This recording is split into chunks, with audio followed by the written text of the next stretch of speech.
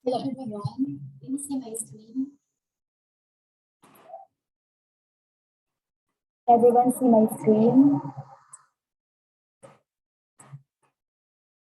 Nakikita niyo yung screen?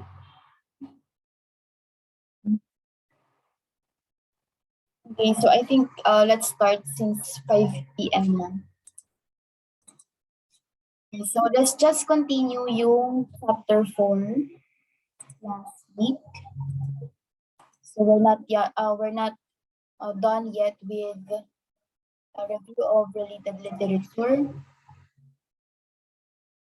Okay, so lesson 4, listing references.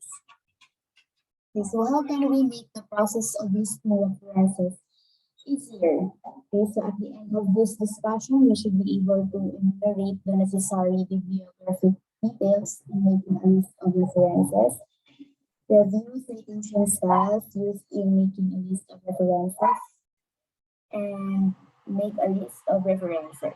Okay, so using one reference material from any previous edition, identify the publication details provided for every reference list. Okay, so if ever na-experience nyo na siguro I think last year, nung nag-collect kayo or nag-consolidate naman kayo ng sa subject at animation, qualitative ata yun.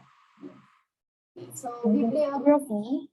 So when we say bibliography, it refers to the section of research paper that shows a list of all sources used in the research paper. Another term for the bibliography is the list of references. Parang ano to yan, makikita natin ito sa appendix part. Yung pinaka, pag siguro after ng chapter, yun yung mga appendix na lahat ng backups natin nandun. So, kailangan natin ipakita doon lahat ng list ng books na napagkuhaan natin. Mga pages, yung titles, yung... So, bibliographic detail, so reference information. Dapat, ito yung, kapag gumagawa na tayo ng list of references, ito dapat yung makikita natin doon. Yung title of the work, so, title of the work, title of the book, journal article title, book chapter title, or the title of the webpage article.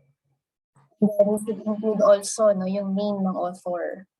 Name of a single author or two authors or multiple authors. And then the editor. Name of a book editor. So applicable to for every book chapters or para sa mga books. Publication date, year of publication or date of publication. Yan, for pag websites, date of publication, but pag mga books ata, kahit yung taon lang. Okay. Publisher information, location of the publisher, and the name of the publishing company. Okay. Sino yung nag-publish ng mga books or other references? Okay, URL, DOI, ito yung mga sites no, kung saan tayo nakakuha pa ng references natin.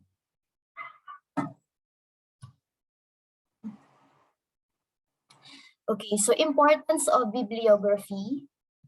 So, the importance of bibliography, it shows breadth of research work, helps locate literature sources, guides readers about the research topic. Okay, so parang binibigyan nila ng ease yung mga readers na mas mapabilis yung paghahanap nila ng references natin. Kasi kunyari kung researcher din sila, kung ang usual na tinitignan talaga nila is yung list din ng references para gagamitin din nila as their own references as well in their own research. How important is to provide complete bibliographic information in the list of references?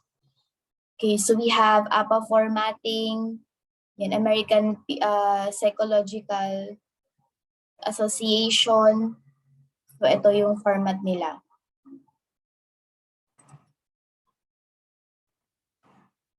And I think na-discuss na to last time. Pero ito kasi parang we are summarizing or tawag dito, gumagawa tayo ng list, no? Yan. MLA, Modern Language Association, is used in the field of humanities like language, communication, and literature. Yan. And Chicago Manual of Style is a citation style that is used across the different disciplines such as humanities, social science, and natural sciences.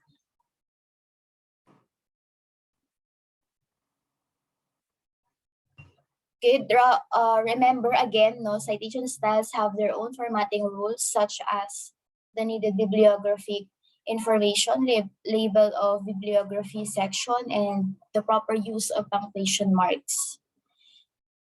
Okay, so when we write bibliographic entry using the following details, for example, in title, marking to the bottom of pyramid, and subsistence markets, a research agenda. Yung author natin si Avinash G. Malki. Date is 2011. Journal, Acta Universitatis Agriculturae et Silviculturae Mendelinae Brunesis.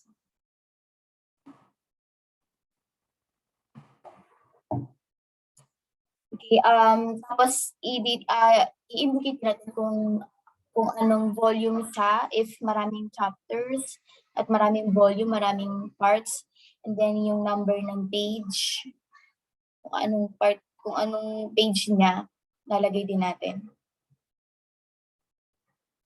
Okay, quick check the section of the research paper that contains the list of all sources used as references in the paper. So what is being referred by the description?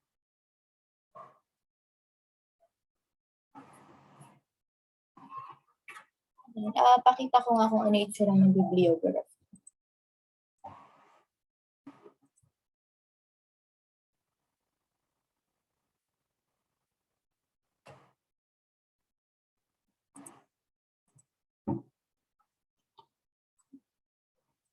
And later, pakita natin yung itsura ng list of references and bibliography.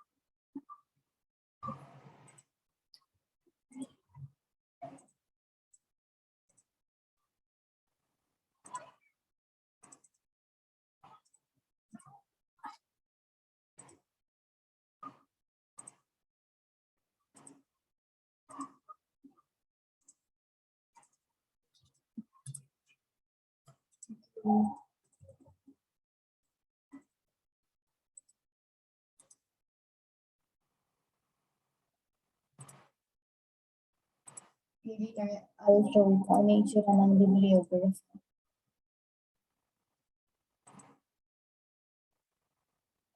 Okay, now let's proceed to lesson 5, ethical standards in writing literature review. So how does ethics guide a research in writing? Okay, so when we say ethics, no, parang it has something to do with integrity or how should we act or ano ba yung mga righteous way or mga tamang gawin, no, kapag nagko-consolidate na tayo at gumagawa na tayo ng mga research natin. So, isa siguro sa pinakamalaga is yung to avoid plagiarism. Yan, isa yan sa mga part ng ethics in writing mga research. So at the end of this discussion, we should be able to apply ethical standards in writing a literature review. Okay, so when writing the literature review, when we say ethical standards, guide the research in knowing the right and wrong ways in constructing the synthesis of literature sources. Okay, so parang yun nga, yung we should know the right and wrong. Yan. Yung right, yung susundin natin, yung wrong, syempre, ayun yung i-avoid natin. So ethical standards are based on general research ethics that tackles the do's and don'ts in conducting a research project. Isa sa mga halimbawa nun is yung we should avoid plagiarism. Hindi dapat tayo kumukuha ng mga data natin sa internet without paraphrasing it. Okay, example lang yun. So ito yung mga do's natin. Collect relevant literature sources. So syempre, no, hindi tayo pwedeng para lang mapakapal natin yung activity natin or yung para lang kumapal yung research natin is kung ano-anong literature na lang yung idadagdag natin. Kasi usually talaga yung review of the literature, ayan yung nagpapakapal ng isang research. So, yung iba, ayun, para kumapal is yung feeling nila kung hindi sila mahahalata ng mga panelists is kung ano-ano na yung nilalagay nila na hindi naman talaga ganun ka-relevant doon sa research nila. Okay? So, review the data presented and extract essential information. Okay, so yun, bago natin i-submit yung mga research natin, make sure na na-review natin yung mga datas natin, and then we make sure na na-include natin yung mga necessary information and essential information. Summarize the essential information from each source using your own words. Again, your own words. Hindi pwedeng copy-paste galing dun sa book, galing dun sa research, galing dun sa sites, no? So, we should still use our own words. Kumbaga parang i-paraphrase natin, no? Without compromising or without changing the idea or the meaning of, or the definition of the topic na kinuhaan natin. Another do's, paraphrase the contents of the source while retaining the main thoughts of the content. Yan. Gaya ng sabi ko, no, i-paraphrase natin, huwag natin i-copy-paste galing internet. Pero kailangan ma-maintain natin yung thought, ma-maintain natin yung idea, hindi mag-iiba yung meaning. Okay, so attribute this accordingly by providing in-text and bibliographic citation. So, siyempre, para tulungan natin yung readers na mas maintindihan at magkaroon sila ng idea at mapabilis yung paggamit nila ng mga resources na ginamit natin is gumamit tayo ng bibliography. Magandang bibliographic citation and in-text. Provide complete and correct information of literature sources in bibliography. Ayan, so wag nating dudugain yung mga di ba minsan kasi merong requirement na 5 years lang, hanggang 5 years lang. Yung iba nating nakikitang literature is beyond 5 years na.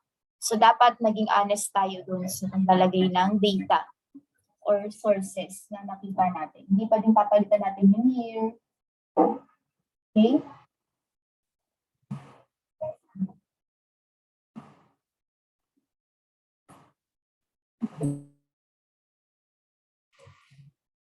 Bayad ba yan, Kim? Okay. So for the don'ts, avoid the main use of secondary source literature. Okay, so kunyari, nakakita tayo ng research, no? Tapos yung mga review literature inside that research, doon natin kukunin. So mas better, no? Since yun nga, given naman na yung bibliographic citations or yung list of references, kung interested tayo dun sa nabasa natin sa part ng review of literature, i-check pa rin natin yung list of references. Tapos saka natin hanapin yung list of references na yun. Okay, avoid directly copying the content of the literature source. Yun. So again, wag natin i-copy-paste directly, no? Word per word.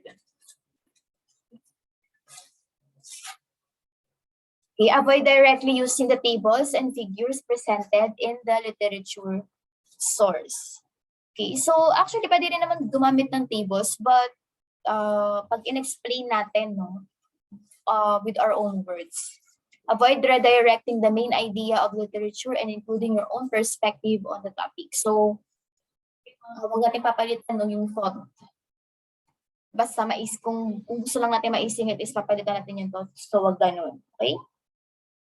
Avoid missing relevant citations in the literature review. Kung kunyari, kung feel natin dun sa sinabing literature is makakapagpapangit ng research natin is hindi natin ilalagay pero relevant talaga siya. Like, yun nga yung ibang ginagawa nila, yung nag-i-splice or yung ginagawa din ng mga medias na kapag pangit pakinggan or makakasira sa image ng sinusuportahan nila, so di nila ini-include yung mga, yun yung part na yun. So, let's avoid that, no? Basta relevant and then necessary and essential, kailangan natin i-include yun. Kahit, nakakasira pa siya. Kasi important yun eh. Okay? So, and avoid providing incomplete and wrong information of the literature source in the bibliography. Parang katulad din nung nauna. So, kahit kapangit yan sa research nyo, pero mahalaga siya, make sure na i-include natin. Okay? Yan. Again, plagiarism refers to the act of copying or using works from another person and presenting it as your own. So let's make sure na hindi tayo nagka-copy-paste. Yan. Ayaw to ni Miss Ron, di ba? Yan. So meron ng mga tools and software na nakaka-detect if nagpa-plagiarize kayo ng mga works nyo. Okay, so consequences of plagiarism in the Philippines, the Intellectual Property Code of the Philippines or RA number 8293 protects the intellectual works and property of people such as books and inventions through registered copyrights. Okay, so yun, no? Meron tayong batas, no, na nagpo-protect, no, sa mga authors natin. So let's avoid hangga't maaari, no, ibasa natin.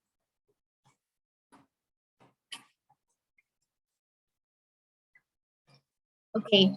Likely consequences of plagiarism, so legal action by aggrieved party.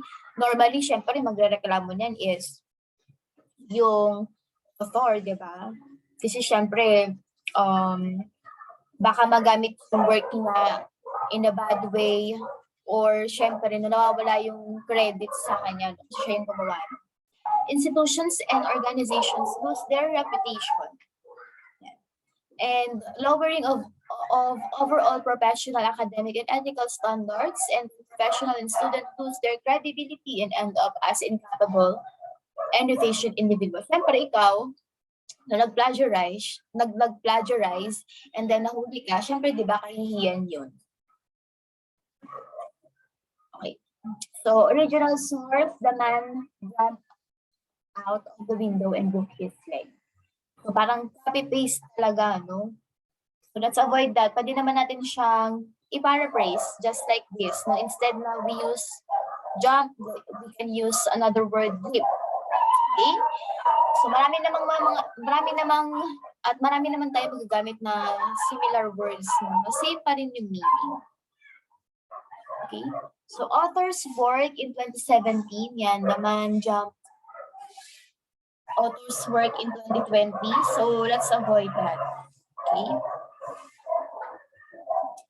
Academic credibility is so crucial in the field of research. Committing plagiarism can severely damage the academic credibility of the author, which could influence the validity and overall reception of the scholarly work.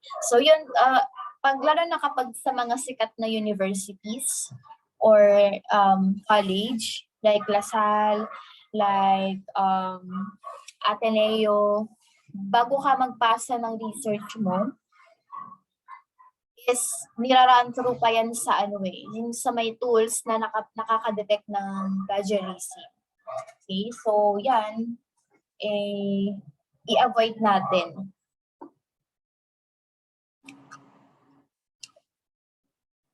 So for us to avoid plagiarism, there are many ways, no, to avoid this act.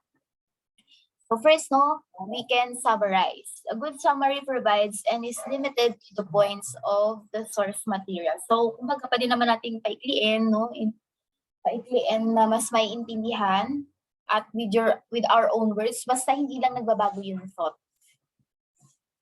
Paraphrase, yan. So, we can use another word or pwede nating pag-jumblein yung mga sentences and paragraphs. Basta yun nga, again, hindi nagbabago yung thought. Literature. Citation. In-text citations are attribution to owners and literature located within the body of the paper. So, yun, aside dun sa nilagyan natin yung quote, is, syempre, no, lalagyan natin ng credit. So, kaya tayo nagsa-citation. So, dun sa quote, we can add yung name, yung year, nung gumawa. Okay? Avoid self-plagiarism. Self-plagiarism refers to the act of recycling your own work without adding proper attribution.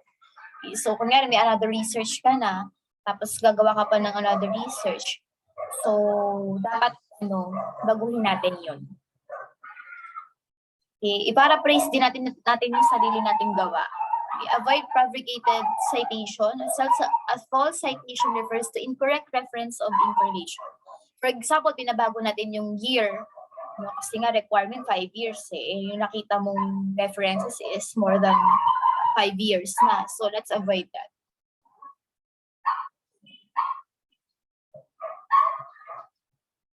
Okay, explain how can the given practice help avoid plagiarism added in text citation.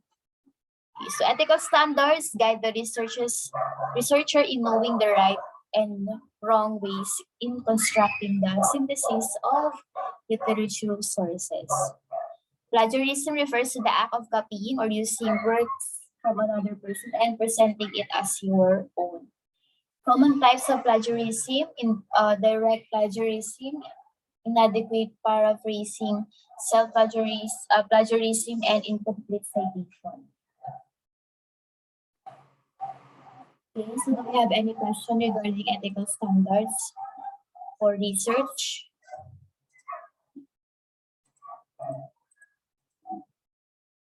Okay, so if none, let's proceed na to chapter 5.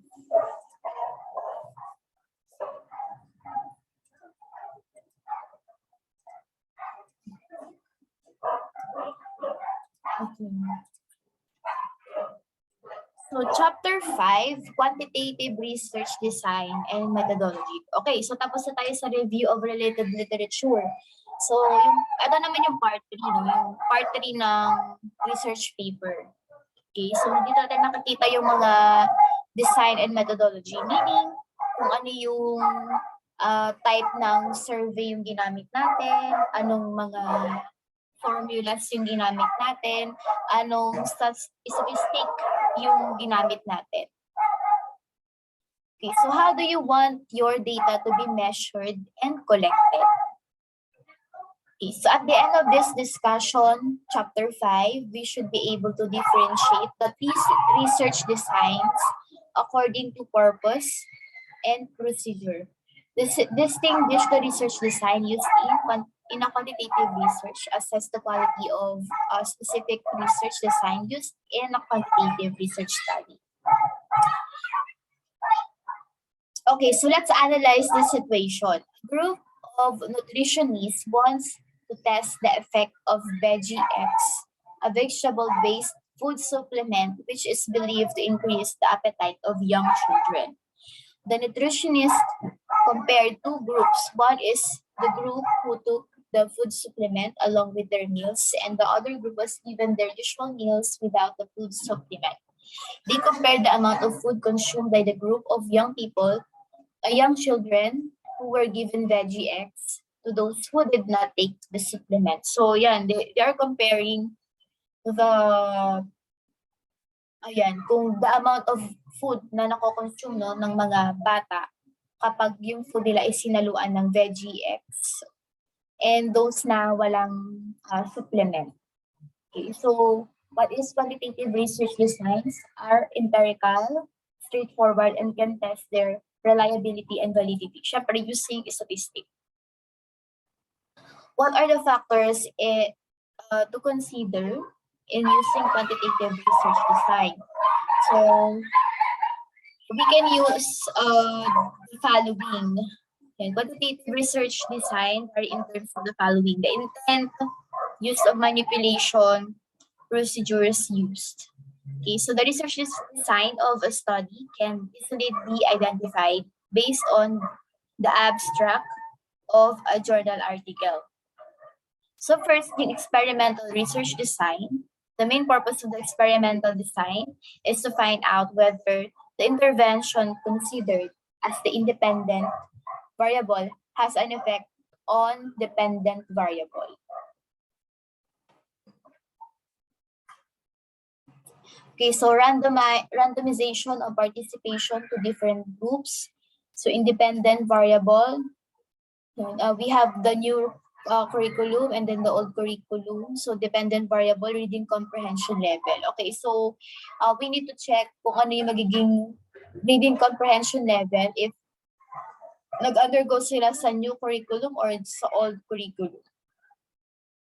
Okay, so an experimental design must contain the following elements: treatment or intervention, controlling extraneous variables, and randomization of participants. Okay, so example naman ng causal relationship, application of fertilizer Z, and then ano yung cause niya? Siyempre yung plant growth. Quasi-experimental design requires the independent variable to be manipulated, but it lacks a key element of an experimental design, which is randomization. Okay, so hindi siya random participants. Siguro meron kang mga requirements para mapasama sila sa independent variable. Okay, so for example, in section 1, new curriculum, section 2, old curriculum, and then we'll check yung reading comprehension level nila. So what other situation can quasi-experimental research design be used? Okay, so another design is the correlational design. Correlational research studies the association between two variables but does not tell its causality. Okay, so kumbaga, check natin, no, kung related sa isa't isa yung two variables. Okay, kung indirectly, kung mayroon bang direct or indirect na relationship between two variables. Yan. Kung mag-i-increase ba yung independent, mag-i-increase din ba yung another variables, or if mag-decrease yung, or salungat, ganon. Okay, so we want to check, no, the correlation or the relationship between two variables such as yung stress level and then academic performance. So we want to check, no, kung nakaka-affect ba talaga yung stress level sa academic performance ng estudyante. Okay, so when is it appropriate to use correlational research design? Okay, so we have positive and negative correlation. Ito yung tinatawag na direct relationship and inverse relationship. Pag sinabi natin direct, kapag tumaas yung level ng independent, tataas din yung level ng dependent. Sa negative naman, inverse. Kapag tumaas yung independent, yung isang variable naman is bumababa. Okay, so definition: as one variable increases, so is the other variable. So this is also known as direct relationship. Example, higher motivation level of student is related to higher academic performance. Kapag motivated sa students, or kapag usually kapag mas mataas yung performance or yung result is mas na-motivate, or the other way around, kapag mataas ang motivation level ng student is for sure na mataas din yung academic performance. Negative naman, for example, higher stress level is related to lower academic performance. Kapag mas stress yung student, is bumababa yung academic performance.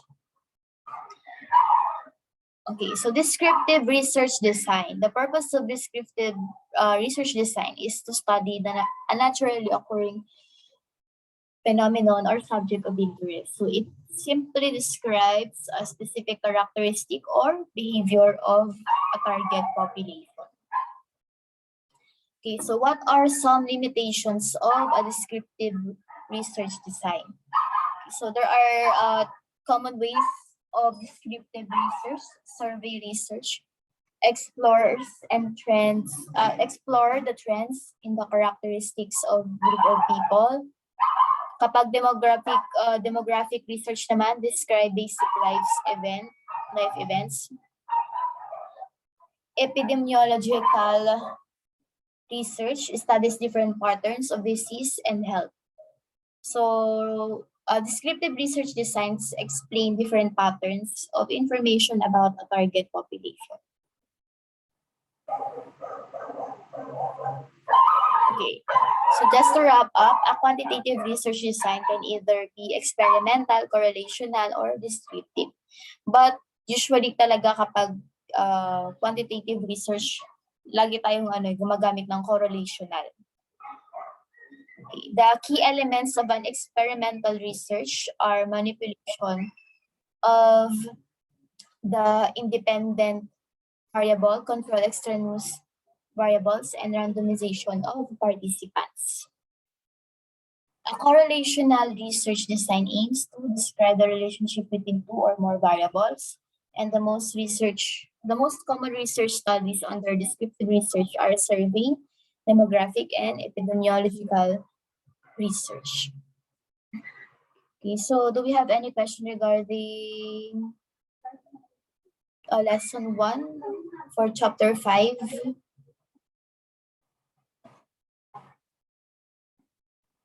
Quantitative research design.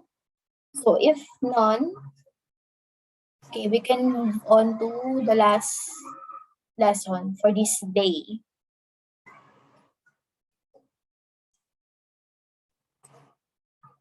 Okay, sampling procedure for quantitative research. Siyempre, no, kapag nagamit tayo ng statistic is talagang may mga sampling talagang gagamitin, unlike ng qualitative.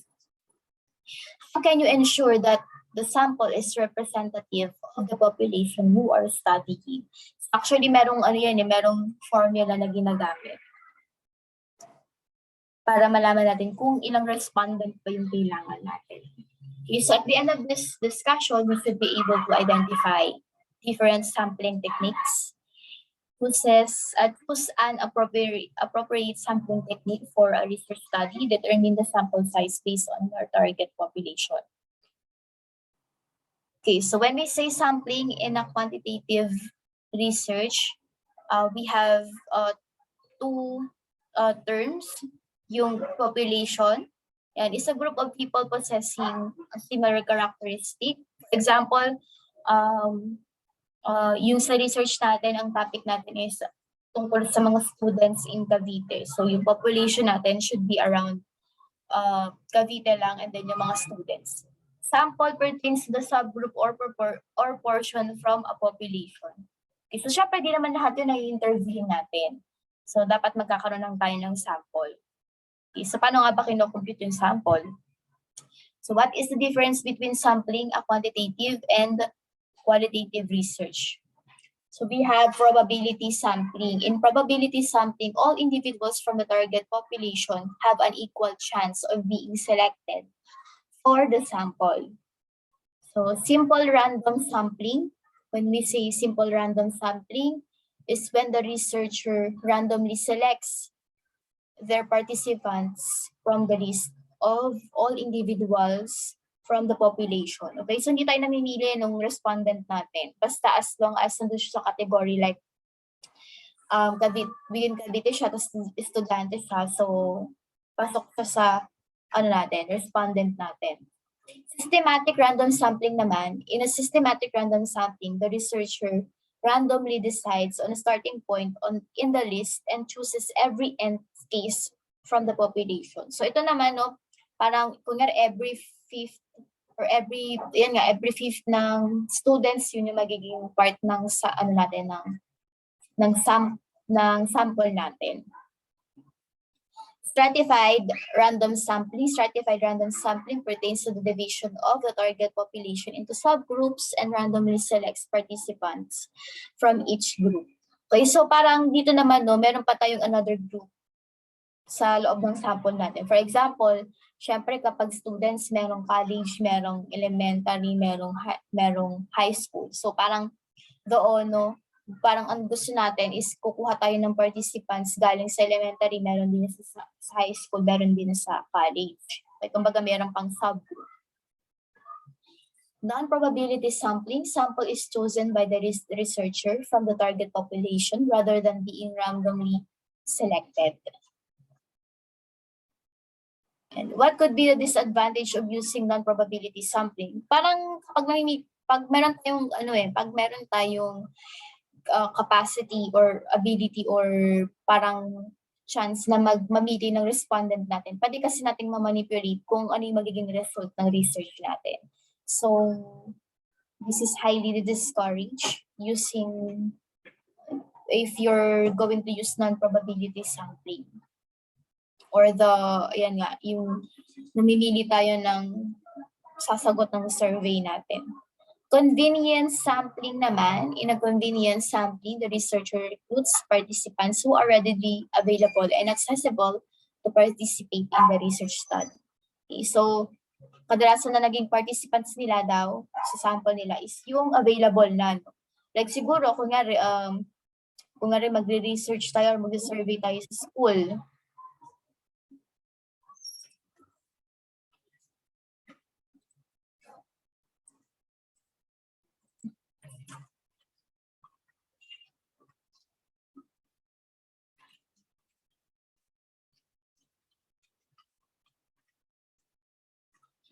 yan, siguro yung readily available na dun is yung mga nakaupo lang sa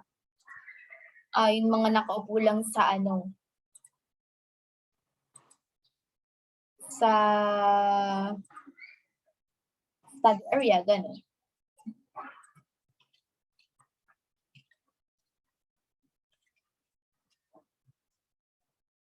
Okay, quota sampling involves selecting people from different subgroups from target population. Parang same lang ng stratified. Purposive sampling, in a purposive sampling, the researcher chooses their participants intentionally because they are considered the most suitable for the research study. Siguro yung mga pinaka-active sa school, kukunin nila. Yung complete attendance, ganun.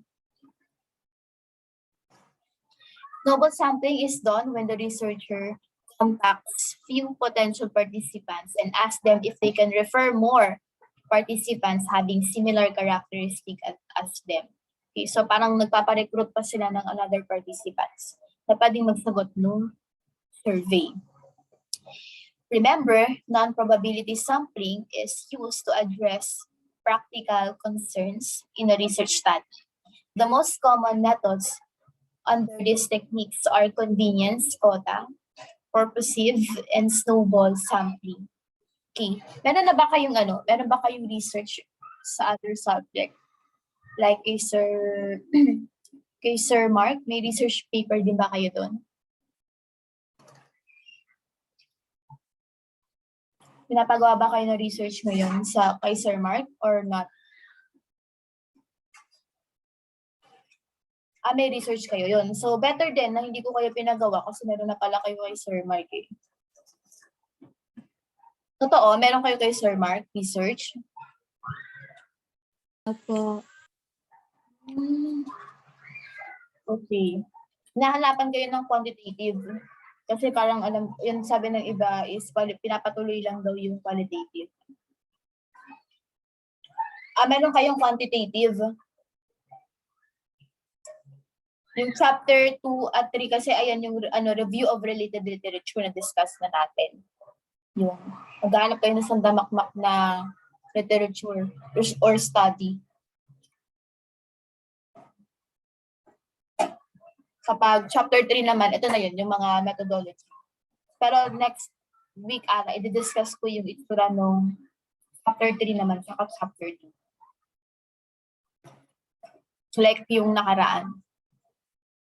Okay, sample size is the actual number of individuals who participated in the research and contributed significant data. Okay, so yeah, next week, mag part 2 tsaka part 3 tayo, yung review of related literature and then yung methodology. Okay, so after natin matapos to.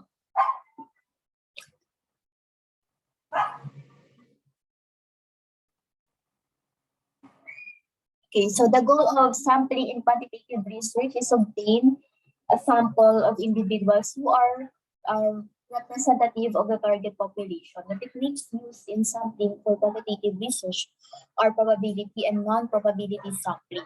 Probability sampling is categorized into simple, systematic, and stratified random sampling.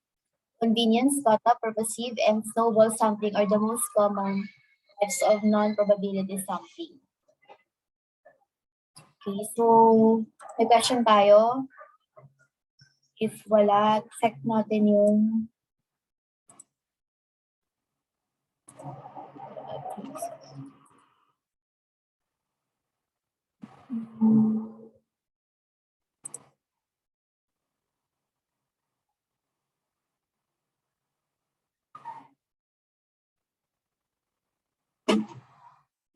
so ito kasi draft lang naman yun.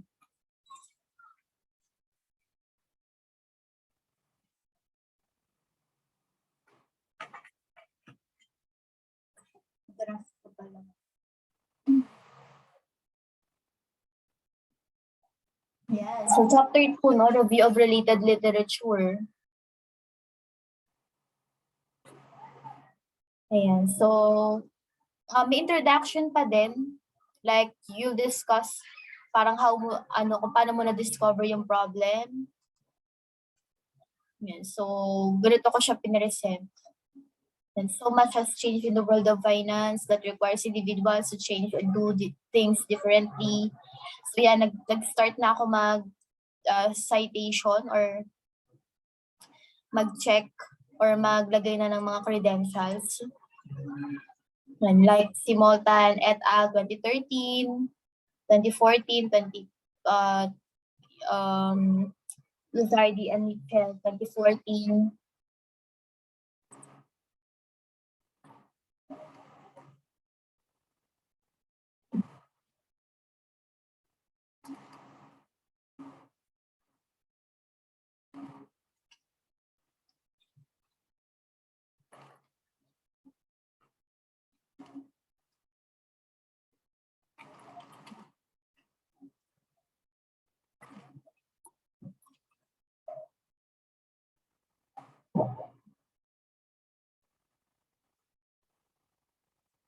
Yeah, Luzardi and Mitchell 2014 observed that financial illiteracy is widespread even where financial markets are well developed. Okay, so kahit dun sa mga bansang may kumbaga parang yung financial markets nila is well developed, meron pa rin talagang mga illiterate when it comes to financial.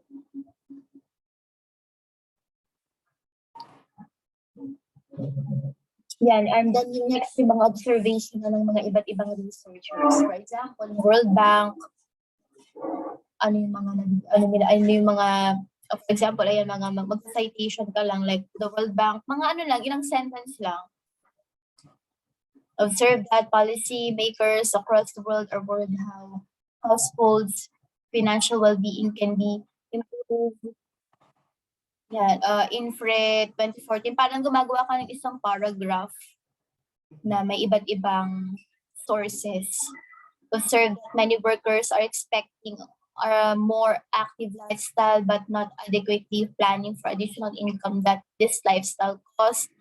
Again, yung kay Luzardi and Mitchell again, as you can see, no, ginamit ko na siya sa una. Pwede mo pa rin naman siyang gamitin ulit, pero ibang argument naman yun. Argues that the reason as to why people fail to design for treatment or do so unsuccessfully may be because of they are financially illiterate. So, kumbaga wala silang idea kung paano mag-plan or mag-retirement plan.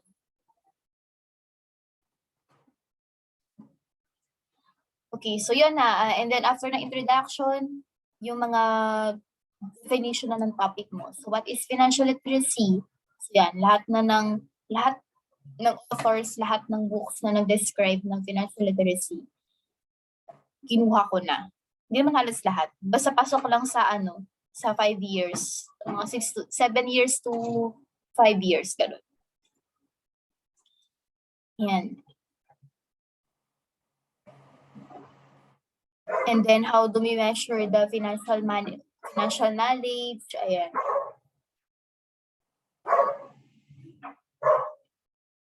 Yun, parang ka lang nagko-consolidate. And another topic is the financial well-being. So lahat ng definition ng financial well-being, iba't ibang author ilalagay ko.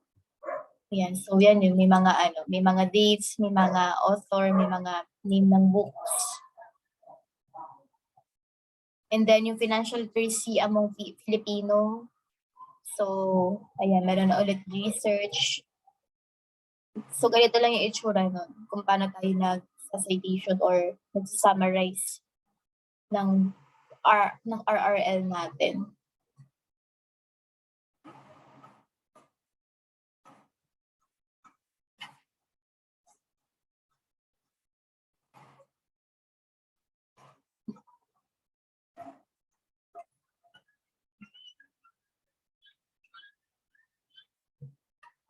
Okay, and then yung next is yung research methodology. I-discuss ko siguro to next week, pero yung isa-isayin natin. So, ang laman lang naman ito is yung research design. Yan, yung research instrument. Siyempre, survey tayo, no? Survey questionnaire naman tayo madalas. And then, validation of research instrument. Basta, ilalagay nyo lang dito is meron kayong statistician or meron kayong mga advisor. For example, before the survey questionnaire administered, the researcher presented the instrument to the thesis advisor, to other competent business professors, and then were tested using reliability coefficient. So, ang gumagawa nito is yung mga statistician. Respondents of the study, sino yung mga respondent natin? So, ang respondent ko lang is yung mga employees sa BPO company. So, yun nga, nakalagay naman sa title kung sino yung mga target respondent natin. Sample and sampling techniques. Ayan, kung sino yung, ano yung mga requirement mo, no, para pasok sila dun sa sample mo. For example, 59 and age group which were 59 years old and below and 60 years old and above. Tapos, 90 respondents per group. Okay. For the data gathering naman, so parang, ito yung, paano yung process mo ng pag-gather mo ng data.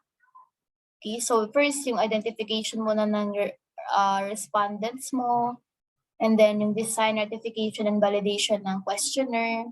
Siyempre, mo muna yun sa mga statistician kung pwede na ba siyang i-conduct yung ganong survey mo. And then, siyempre, pag-i-issue na ng questionnaire mo to the respondent.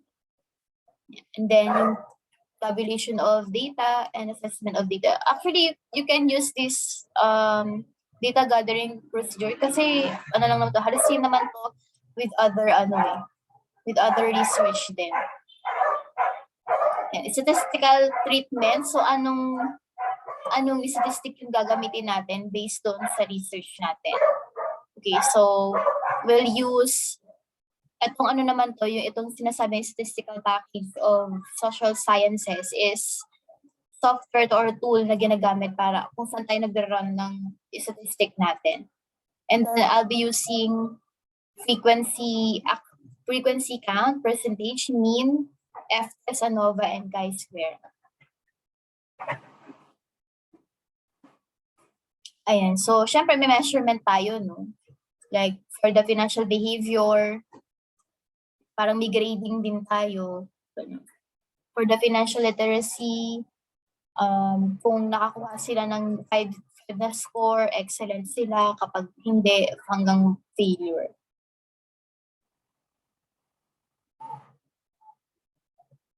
Okay, so that's it. Pero yan, ano natin to, i-discuss pa natin to further next week. So may question pa tayo guys before we end this discussion, before we end this class?